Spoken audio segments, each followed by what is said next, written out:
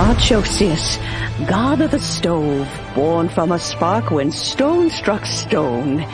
He was a god with a great love for humanity and their well-being. Millennia ago, the people sought to expand their city. They built a dwelling on the plains and called it the Gwaili Assembly. The stove god cared greatly for the people, turning himself into minions who went into every home, fostering food and solidarity alike. Alas, their home was taken by a flood. The waters ravaged the Gwaili Assembly and forced the people back south to Liyue Harbor.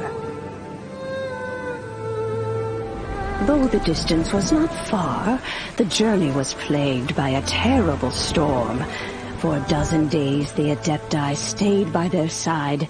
During this time, the stove god cooked an ancient delicacy, flatbread with a meat sauce to stave off the cold and damp, fit for those on the move.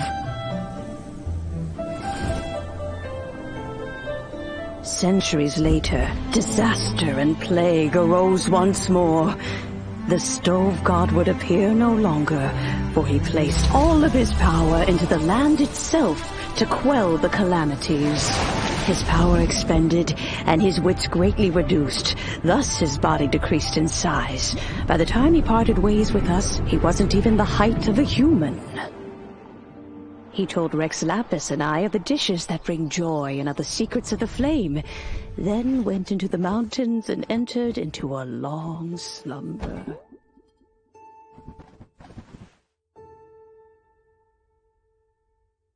The stove god departed, and Guobal was born. When he awoke, he ate the Chiliman's cornbread buns placed on the offering table by a young lady in yellow.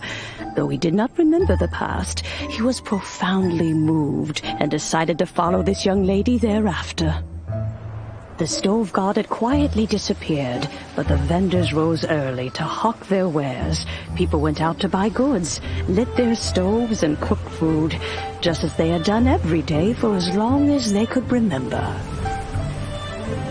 In Liyue, things have always been this way.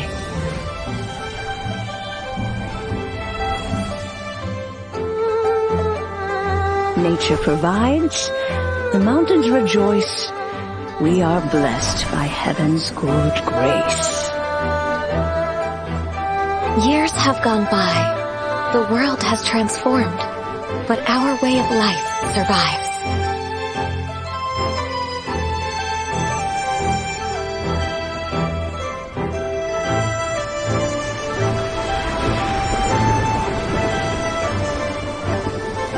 Fame and fortune is only a season. It is the moment that we should embrace.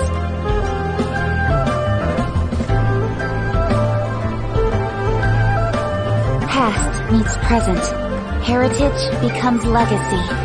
Long into the future may we thrive.